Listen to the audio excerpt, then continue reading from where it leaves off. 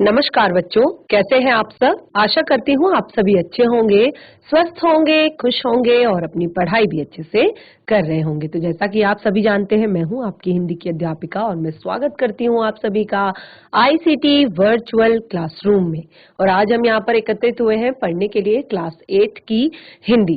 Class 8 की हिंदी में इससे पहले हमने शब्दों के भेद पढ़े, अर्थ के अनुसार, यानी कि अर्थ के अनुसार शब्दों के कितने भेद होते हैं। तो इसमें हमने देखा कि बहुत सारे हमारे ऐसे शब्द आए हैं, जैसे हमने कहा तत्सम शब्द, तद्भव शब्द। तो ऐसा नहीं है कि हमने ये सारी चीजें नहीं पढ़ी हैं। ये सारी चीजें जब हमने शब्द विचार अपना टॉपिक पढ़ा था तो उस टाइम पे ये सारी चीजें हमने पढ़ ली थी कि शब्द विचार में शब्द होता क्या है, शब्द निर्माण किस तरह से किया जाता है, शब्दों के कितने प्रकार होते हैं। तो यहाँ पर कहीं पर उत्पत्ति के आधार पर, कहीं पर रचना के आधार पर, कहीं पर बनावट के आधार पर हमने शब्दों के अलग अलग प्रकार देखे थे। तो जैसे कि हमने यहाँ पर तत्सम शब्द, तद्भव शब्द, आगज शब्द, विदेशज शब्द, तो ये सारे हमने, देशज शब्द, ये सारे हमने जो पढ़े थे, इनको एक बार हम रिवाइज करेंगे, शब्दों के बारे में जानेंगे। तो सभी बच्चे ध्यान पूर्वक समझने का प्रयास करेंगे, ध्यान पूर्वक पढ़ेंगे। तो हम चलते हैं स्मार्ट बोर्ड की तरफ, शुरू करते हैं आज का सेशन। तो हमारा टॉपिक है शब्दों का वर्गीकरण, जिसमें से हम देखेंगे कि जो टॉपिक हमें रिवाइज करना है, शब्दों का वर्गीकरण।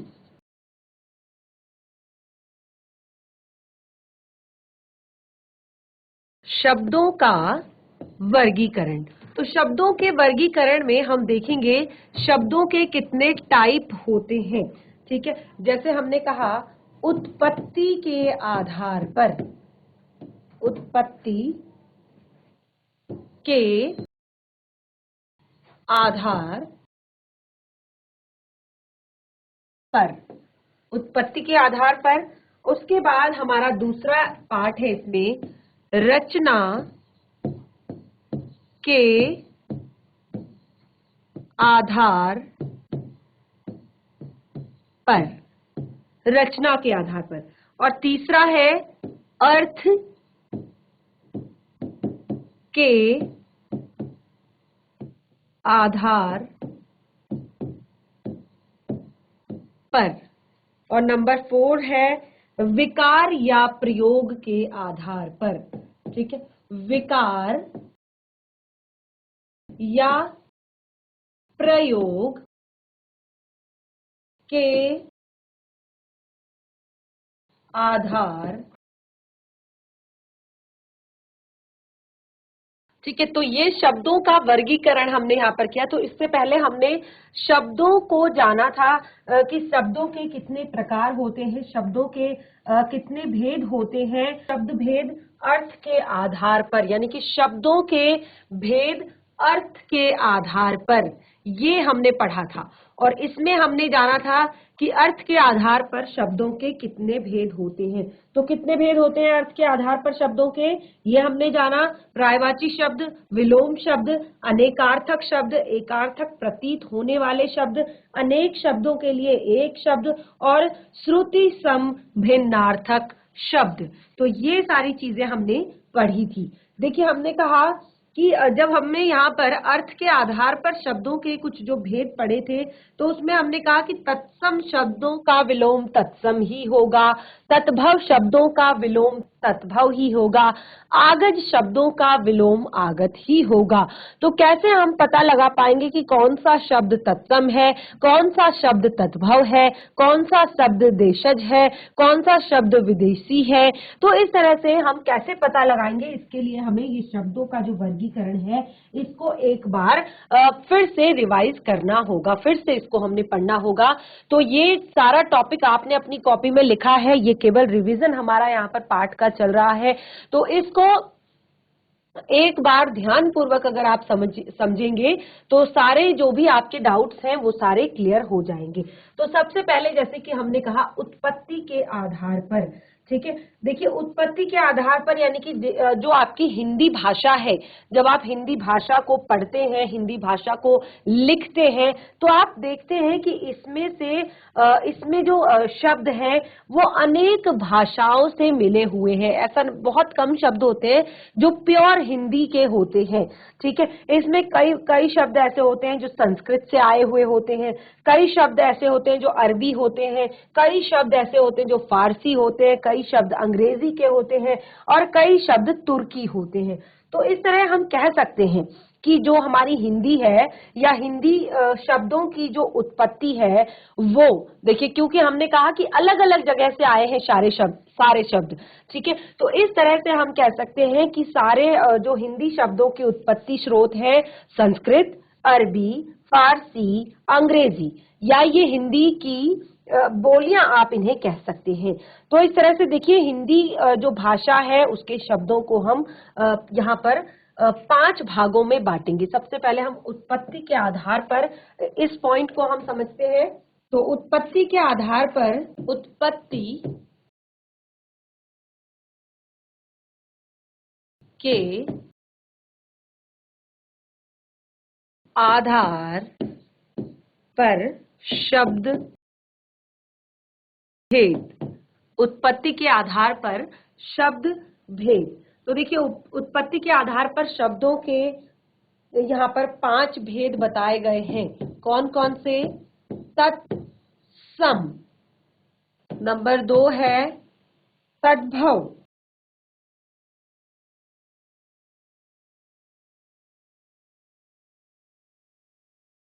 नंबर 3 है देशज या देसी शब्द।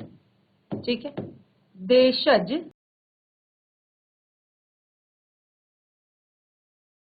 या देसी शब्द। ठीक है, नंबर 4 है विदेशी शब्द और नंबर 5 है संकर शब्द। तो हमने यहाँ पर उत्पत्ति के आधार पर शब्दों को 5 भेदों में हमने बांटा। जब भी हम हिंदी को पढ़ते हैं या बोलते हैं तो हम क्या देखते हैं कि ज्यादातर शब्द जो है, कोई शब्द आपके संस्कृत से लिए गए हैं, कोई शब्द आपके इंग्लिश से लिए गए हैं, कोई अरबी से लिए गए हैं, कोई फारसी से लिए गए हैं, कोई तुर्की से लिए गए हैं और कोई आपके बाकी अन्य भाषाओं से लिए गए हैं। तो इस तरह से हमने यहाँ पर माना कि इनकी जो उत्पत्ति हुई है ये इन्हीं सब शब्दों से हुई है। तो देखिए तत्सम, अब हमने यहाँ पर पहला जो इसका भेद बताया वो हमने कहा तत्सम। अब आप कंफ्यूज नहीं होंगे तत्सम और तत्भव में, बिल्कुल भी कंफ्यूज नहीं होंगे और शब्दों के भेदों को बहुत अच्छे से डिफाइन कर पाएंगे कि शब्द कितने प्रकार के होते हैं। तत्सम, तत्सम यानी कि जो शब्द 2 शब्दों से मिलकर ये बना है, इसको हम क्लियर करते हैं आगे। तत्सम, तत्सम, तो आप देखेंगे ये 2 शब्दों से मिलकर बना है तत् धन सम। तत्सम यानी कि तत् का अर्थ है उसके, सम का अर्थ है समान, तत् का अर्थ है उसके, सम का अर्थ है समान। तो इस तरह से तत्सम का अर्थ हुआ उसके समान या बिल्कुल उसके जैसा, सेम टू सेम। तो यहाँ पर हिंदी में जो अनेक शब्द हैं वो कहाँ से आए हुए हैं? एक तरह से हम कहें तो हिंदी जो प्योर हिंदी है उसका वो कहाँ से आई है? वो संस्कृत से ही आई है। ठीक है, तो अनेक शब्द जो है जिनको हम बिल्कुल, जिनका प्रयोग हम उसी रूप में हिंदी में करते हैं, संस्कृत से आए हुए अनेक शब्दों का प्रयोग हम बिल्कुल उसी तरह से हिंदी में करते हैं जैसे कि वो संस्कृत में प्रयोग किए जाते हैं, तो उन्हें तत्सम शब्द कहा जाता है। ठीक है, अभी बिल्कुल कंफ्यूज नहीं होंगे। वे शब्द जिनको संस्कृत भाषा से हिंदी भाषा में जस का तस, जैसे का तैसा प्रयोग किया जाता है, उनमें कोई भी परिवर्तन नहीं किया जाता, या चाहे वो हिंदी में बोले जा रहे हो या हिंदी में प्रयोग किए जा रहे हो, चाहे वो संस्कृत में प्रयोग किए जा रहे हो। तो जैसे कि हमने कहा तत्सम, तो देखिए कुछ शब्द है, कुछ उदाहरण यहाँ पर हम देंगे कि कौन कौन से ऐसे शब्द हैं जो हिंदी और संस्कृत में समान रूप से प्रयोग किए जाते हैं। जैसे सत्य, सत्य जो है आप इसको हिंदी में भी इसी प्रकार लिखते हैं, इसी प्रकार उच्चारण करते हैं, और संस्कृत में भी इसे इसी प्रकार लिखते हैं और इसी प्रकार उच्चारित करते हैं। अगला शब्द है रात्रि। रात्रि जो आपका शब्द है ये भी सेम टू सेम बिल्कुल इसी तरह हिंदी में भी प्रयोग किया जाता है और बिल्कुल इसी तरह से संस्कृत में भी प्रयोग किया जाता है। सूत्र जो आपका शब्द है ये हिंदी में भी इसी तरह प्रयोग किया जाता है और संस्कृत में भी इसी तरह प्रयोग किया जाता है। घट, हिंदी संस्कृत सेम। दुग्ध, हिंदी संस्कृत सेम। सर्प, हिंदी संस्कृत सेम। कर्ण, दोनों भाषाओं में सेम तरह से लिखा जाता है, सेम तरह से पढ़ा जाता है। तो इस तरह से ये कुछ शब्द हैं जो हिंदी और संस्कृत में समान रूप से प्रयोग किए जाते हैं। केवल यही नहीं, इसलिए हमने आदि शब्द का प्रयोग किया है आगे, तो कई ऐसे शब्द हैं जो हिंदी और संस्कृत में बिल्कुल समान रूप से प्रयोग किए जाते हैं। तो उन शब्दों को क्या कहा जाता है? उन शब्दों को तत्सम शब्द कहा जाता है। हमने यहाँ पर क्लियर किया है, तो इसलिए आप इस बात को बिल्कुल याद रखेंगे और कंफ्यूज कहीं पर भी नहीं होंगे। तत् यानी कि उसके सम यानी कि समान, बिल्कुल उसी के समान यहाँ पर भी इस भाषा में भी प्रयोग उसका किया जाता है। ठीक है, ये तो हमारा क्लियर हो गया। अगला है, अब हम तत्भव शब्दों की बात करते हैं। दूसरा हमने पॉइंट क्या लिखा था? दूसरा हमने लिखा है तत्भव। दूसरा हमारा पॉइंट है उत्पत्ति के आधार पर शब्दों का दूसरा भेद है तत्भव। तो क्या होता है तत्भव शब्द? क्या होते हैं तत्भव शब्द? देखिए कॉपी में पहले भी लिखा होगा, क्योंकि ये चीजें रिवाइज आपकी अभी हो रही हैं, हम पहले भी ये सारी चीजें पढ़ चुके हैं। तो तत्भव शब्द नोट डाउन भी कर सकते हैं, और अगर आपने कॉपी में उतारा है पहले तो उसको देखकर रिवाइज कर सकते हैं, पढ़ सकते हैं। तत्भव शब्द, अब यहाँ पर देखिए तत् और भव, अब ये भी बिल्कुल दो शब्दों के मेल से बना हुआ है। आप देख सकते हैं तद और भव। तद का अर्थ होता है उससे,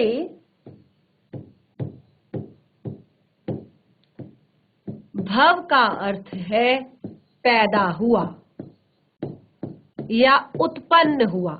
ठीक है, क्योंकि हमने क्या यहाँ पर पढ़ रहे हैं, हम उत्पत्ति के आधार पर। तो तत्भव, तत्भव यानी कि तत् उससे, भव यानी कि पैदा हुआ। तो अब ऐसे शब्द हिंदी भाषा में आपके अनेक शब्द ऐसे हैं जिनकी उत्पत्ति संस्कृत से हुई है। ठीक है, जैसे हमने कहा कि बहुत सारे ऐसे शब्द हैं जो संस्कृत से हिंदी में एज इट इज बोले जाते हैं, तो उनको हमने तत्सम कहा। लेकिन तत्भव, तो जब इनकी व्युत्पत्ति हुई तो हिंदी भाषा में आकर इनका रूप जो है थोड़ा सा परिवर्तित हो गया, इनका रूप जो है थोड़ा सा चेंज हो गया। तो क्या हुआ कि ये उससे पैदा हुए हैं, उससे उत्पत्ति हुई है, यानी कि उत्पत्ति इनकी संस्कृत से ही हुई है, लेकिन हिंदी में आकर इनका रूप परिवर्तित हो गया है, रूप चेंज हो गया है, तो इसीलिए इन्हें तत्भव शब्द कहा है। देखिए सबकी परिभाषा हमने अपनी कॉपी में लिखी है, पहले ही नोट डाउन कर रखी है। अगर आप लोगों ने याद किया है तो बहुत अच्छी बात है, पढ़ रखा है तो बहुत अच्छी बात है। अगर कहीं पर कोई डाउट है तो वो अभी आप क्लियर कर सकते हैं। तो देखिए, तत्भव, उससे पैदा हुआ, तो हमने कहा कि जो एज इट इज प्रयोग किए जाते हैं वो तत्सम, और जिनको जो अपना रूप परिवर्तित कर लेते हैं, जो अपने रूप को बदल लेते हैं हिंदी भाषा में आकर, उनको तत्भव। ठीक है, तो इस तरह से यहाँ पर कुछ शब्द ऐसे हैं, ठीक है, कुछ शब्द ऐसे हैं जो हिंदी भाषा में आकर अपने रूप को परिवर्तित कर चुके हैं, उनको हम लिखेंगे। जैसे अगर मैं तत्सम की बात करूं, तत्सम शब्द, ठीक है, तो तत्सम शब्द है अग्नि। ठीक है, तत्सम शब्द क्या है? अग्नि। जो अग्नि शब्द है ये संस्कृत में भी अग्नि लिखा जाता है और आपका हिंदी में भी इसको अग्नि ही हम पढ़ते हैं, अग्नि ही हम लिखते हैं। लेकिन कुछ रूप में इसके परिवर्तन आया है जब हिंदी भाषा में इसको लाया गया, तो इसका तत्भव होगा आग। बिल्कुल नॉर्मल लैंग्वेज में जब हम इसको बोलेंगे तो इसका तत्भव शब्द होगा आग। तो अग्नि आपका संस्कृत शब्द है और इसका हिंदी जो होगा, यहाँ पर आप हिंदी भी लिख सकते हैं, जो इसका हिंदी अवतरण जो ये हिंदी में आया तो ये आपका क्या हो गया? तत्भव हो गया। और ये आपका, इसने अपना रूप थोड़ा सा परिवर्तित कर लिया, अग्नि से आग ये बन गया। तो इसी तरह से और भी बहुत सारे एग्जाम्पल हैं। पंच, घृत, पत्र, सत्य, वधू,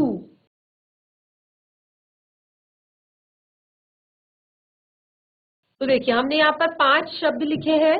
सबसे पहला शब्द हमने लिखा है पंच। तो पंच को हिंदी में क्या कहते हैं? 5। ठीक है। घृत, घृत को हिंदी में क्या कहते हैं? घी।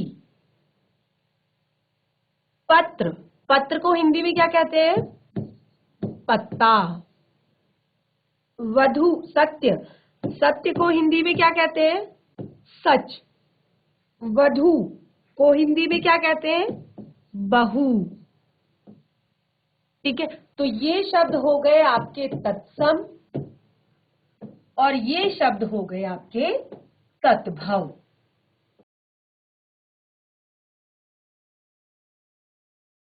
ये शब्द हो गए आपके तद्भव।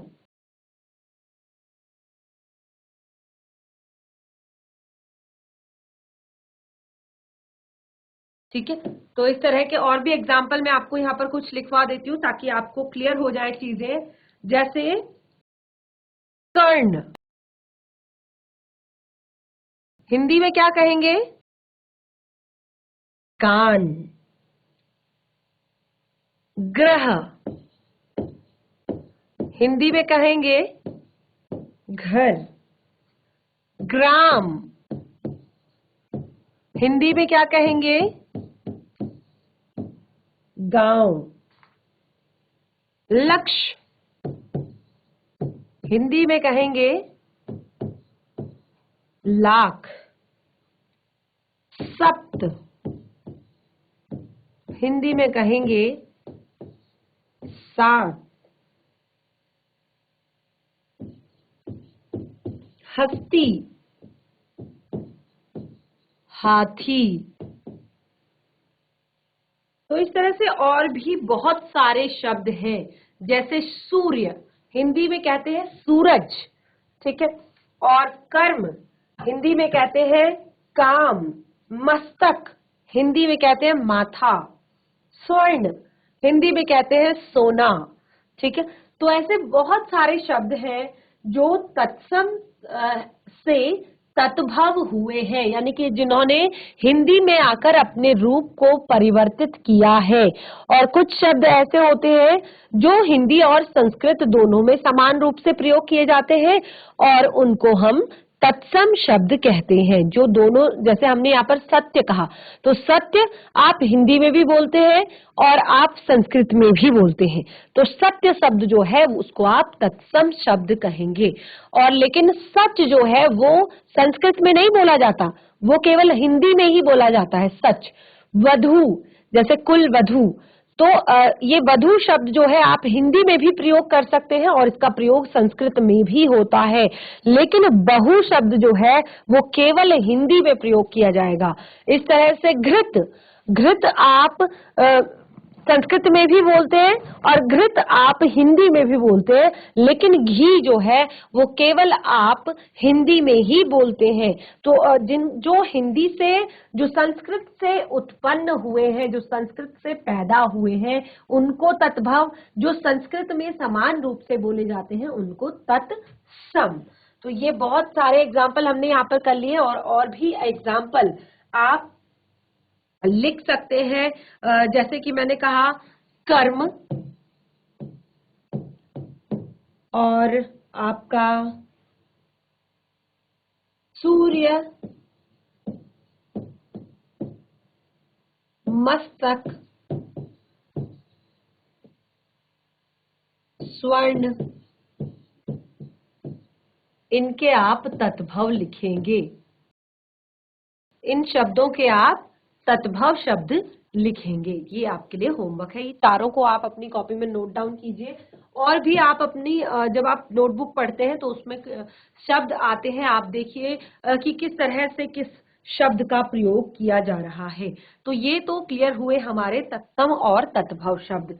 नेक्स्ट हमारा है देशज या विदेशी शब्द। हमने क्या पढ़ा था? देशज या विदेशी, देशज या देसी शब्द, ठीक है, देशज या देशी शब्द। उसके बाद हम पढ़ेंगे विदेशी शब्द। तो नंबर 3 हमारा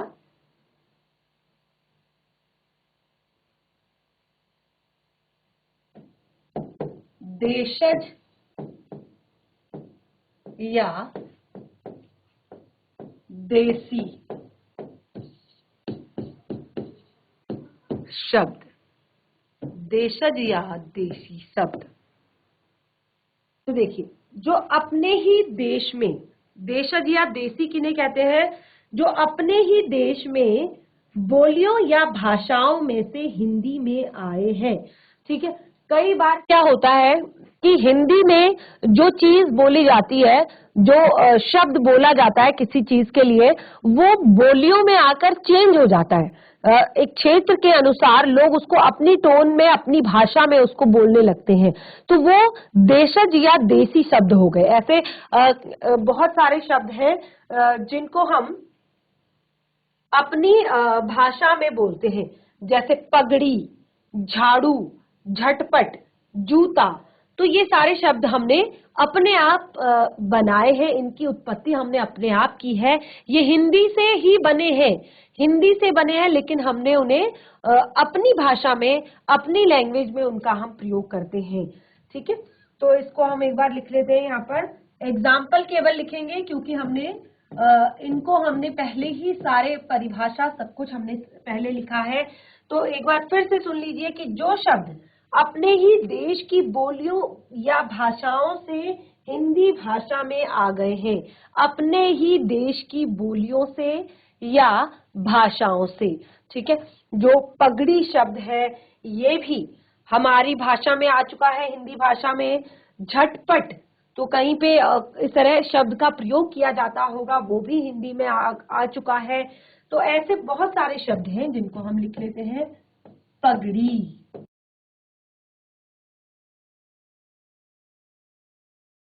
झाड़ू, खटखटाना,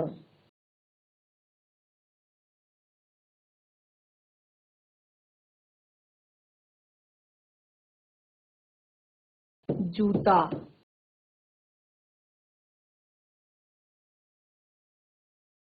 आदि। बहुत सारे शब्द हो सकते हैं इस तरह के।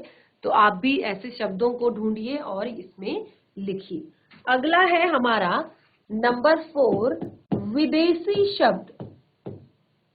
देखिए बिल्कुल क्लियर हो रहा है कि यहाँ पर जो भी शब्द हैं वो दूसरी भाषाओं से हमारी भाषा में आए हैं। विदेशी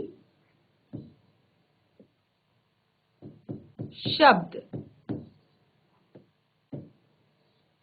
देखिए वे शब्द जो विदेशी भाषाओं से आए होते हैं उन्हें विदेशी शब्द कहा जाता है। जैसे हिंदी के बाद हिंदी में संस्कृत के अलावा, ठीक है, हिंदी में संस्कृत के अलावा कई शब्द ऐसे हैं जो अरबी और फारसी भाषाओं से आए हैं। जैसे हम कुछ एग्जाम्पल यहाँ पर लिखते हैं। अरबी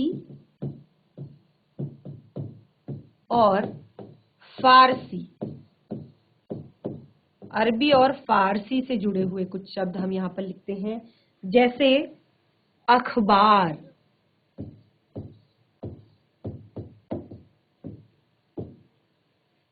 आजाद,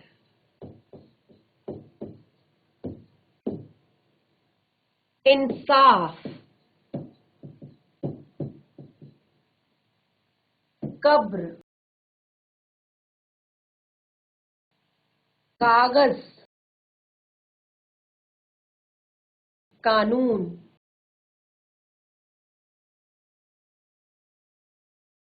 नकल, दफ्तर,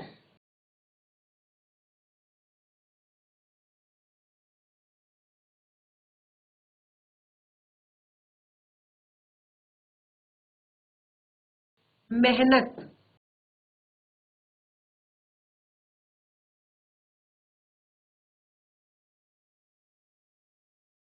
अचार।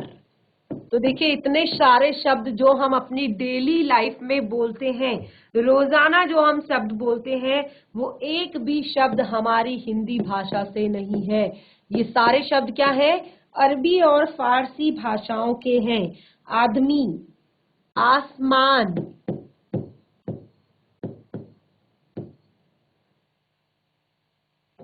खून, गुलाब, जानवर,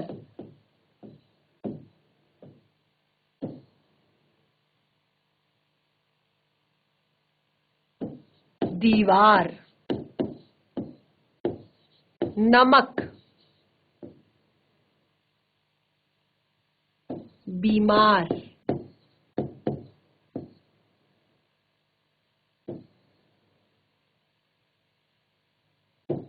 शेर,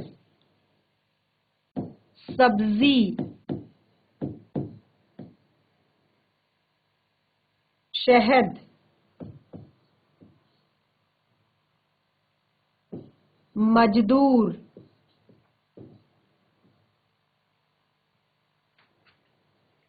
तो आप देख सकते हैं कितने सारे शब्द ऐसे हैं जो आपके यहाँ पर अलग अलग भाषाओं से आए हैं, यानी कि अरबी और फारसी से आए हैं।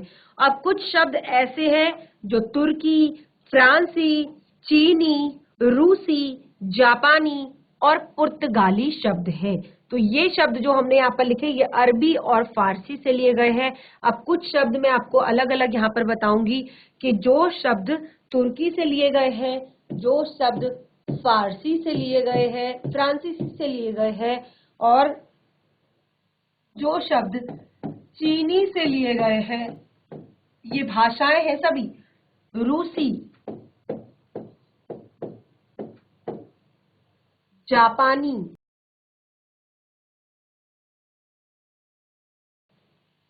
पुर्तगाली,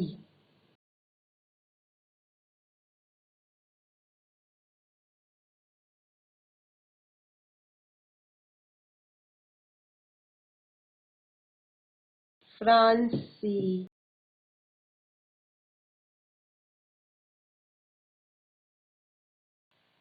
देखिए तुर्की भाषा से कौन से शब्द लिए गए हैं, पहले हम ये लिखेंगे। चम्मच,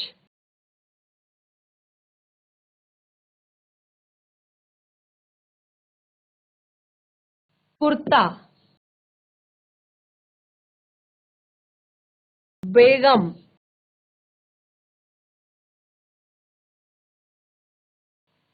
दरोगा,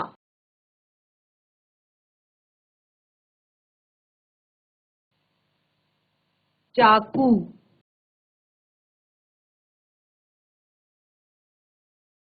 कूली आदि। और भी बहुत सारे शब्द हैं। इसी तरह से चीनी भाषा से कौन कौन से शब्द लिए गए हैं? चीनी भाषा से शब्द लिए गए हैं चाय, लीची आदि। रूसी भाषा से कौन कौन शब्द लिए गए हैं? मिग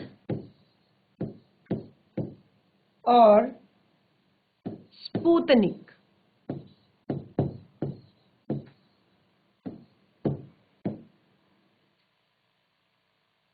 आपके जापानी भाषा से कौन से शब्द लिए गए हैं? रिक्शा,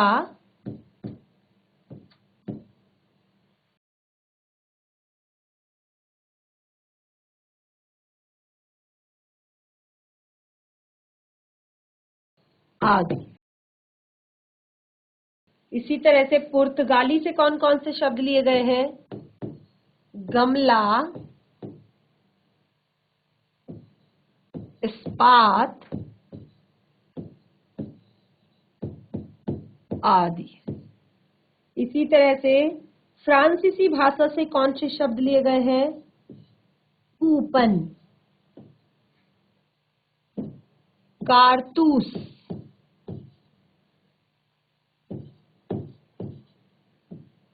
अंग्रेज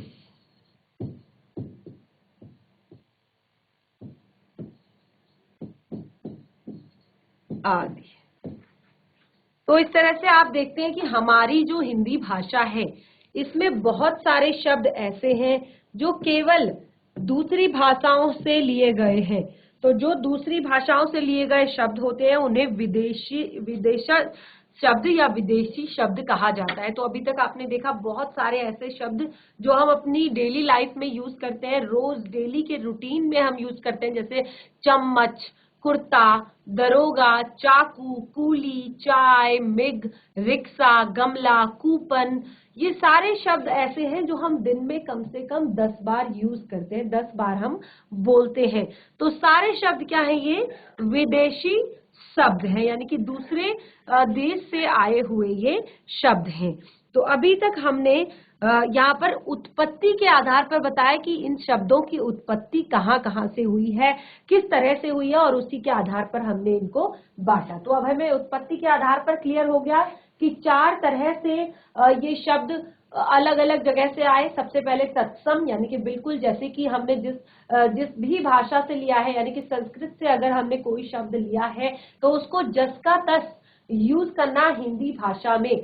तद्भव में हमने कहा कि संस्कृत से प्रयोग करके संस्कृत से जब हमने उसे हिंदी में यूज किया तो उसका रूप थोड़ा सा बदल गया, तो उसको हमने तद्भव कहा, यानी कि संस्कृत से पैदा हुआ कहा।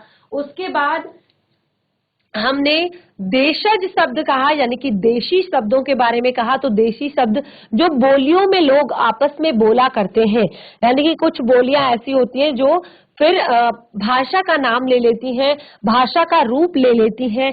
तो उन्हीं बोलियों से हमारे देश में भी बहुत सारे ऐसे शब्द आए हैं। उसके बाद हमने कहा विदेशी शब्द। तो विदेश में अलग अलग जगहों की, अलग अलग देशों की अलग अलग भाषाओं से भी बहुत सारे ऐसे शब्द हैं जो हमारी हिंदी भाषा में आए हैं। इसके बाद हम रचना या बनावट के आधार पर, देखिए उत्पत्ति के आधार पर हमने पढ़ लिया, अब हम रचना या बनावट के आधार पर शब्दों के भेदों को जानेंगे। तो रचना या बनावट के आधार पर, अभी तक हमने देखा उत्पत्ति के आधार पर यहाँ पर परिवर्तित किया जा रहा था, अब रचना के आधार पर। तो यहाँ पर भी देखिए हम एक बहुत ही यहाँ पर भी महत्वपूर्ण शब्द हमारे आ रहे हैं। रूढ़ शब्द 3 प्रकार से इसको डिवाइड किया गया है। यौगिक शब्द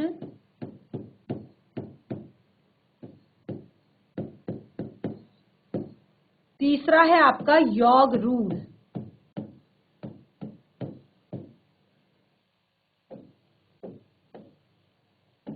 तो इसको भी 3 भागों में बांटा गया है। रूढ़ शब्द, यौगिक शब्द, योग रूढ़ शब्द। तो देखिए ये भी हमने अपनी कॉपी में बिल्कुल, जब हमने शब्द विचार, एक हमारा ये टॉपिक है हिंदी में शब्द विचार, इसको जब हमने पढ़ा था तो सारी चीजें हमने क्लियर की है। तो सभी की परिभाषा हमने लिखाया है कि रूढ़ शब्द क्या होते हैं, यौगिक शब्द क्या होते हैं, योग रूढ़ क्या होते हैं। तो हमने कहा रूढ़ शब्द, तो जो शब्द किसी व्यक्ति, स्थान, प्राणी और वस्तु के लिए वर्षों से प्रयुक्त होते आ रहे हों, यानी कि किसी भी व्यक्ति को ऐसे शब्द जो हमेशा से किसी व्यक्ति के लिए और किसी प्राणी के लिए, किसी स्थान के लिए, किसी वस्तु के लिए प्रयोग में आ रहे हो, उनको हम रूढ़ शब्द कहते हैं। तो उन शब्दों में क्या होता है कि इन शब्दों का कोई भी अन्य अर्थ नहीं होता, कोई भी दूसरा अर्थ नहीं होता। देखिए एक एक करके क्लियर करते हैं सभी को। सबसे पहले हम रूढ़ शब्द को पढ़ते हैं। तो रूढ़ शब्द मैंने आपको बताया कि ये क्या होते हैं। उदाहरण के लिए इन शब्दों का कोई भी अर्थ नहीं होता, ठीक है। इनका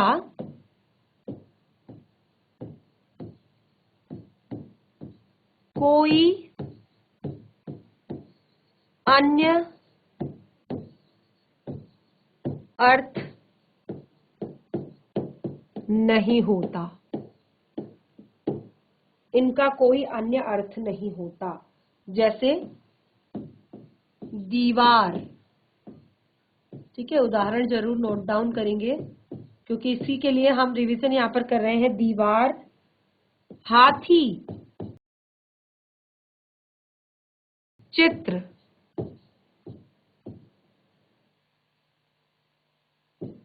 आदमी,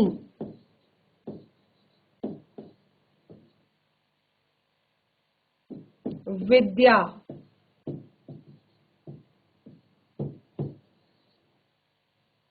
पुस्तक आदि। तो दीवार, हाथी, चित्र, आदमी, विद्या, पुस्तक, ये ऐसे शब्द हैं जो कि क्या होते हैं, इनका कोई भी अर्थ नहीं होता, इनका अन्य कोई अर्थ नहीं होता। दीवार को केवल दीवार ही कहा जाता है और कुछ नहीं कह सकते, इसका दीवार का अर्थ नहीं बता सकते कि आप क्या अर्थ होता है। हाथी, हाथी होता है, उसका कोई अर्थ नहीं होता। चित्र, चित्र होता है, उसका कोई भी मीनिंग नहीं होता। आदमी, आदमी होता है, उसका कोई भी मीनिंग नहीं होता। इसी तरह से पुस्तक, पुस्तक होती है। तो इस तरह से और भी बहुत सारे शब्द हैं जो बिल्कुल जिनका कोई भी अर्थ नहीं होता और जो बहुत टाइम से, काफी समय से, वर्षों से किसी व्यक्ति के लिए, किसी वस्तु के लिए, किसी भी चीज के लिए, किसी स्थान के लिए प्रयोग हो रहा है। अगर दीवार को दीवार कहा जा रहा है तो उसको हमेशा से ही दीवार कहा जाएगा, या तो इंग्लिश में कहा जाएगा या हिंदी में उसको कहा जाएगा वॉल। तो ऐसा कोई उसका कोई नया मीनिंग या कोई नया शब्द नहीं उसके लिए होगा।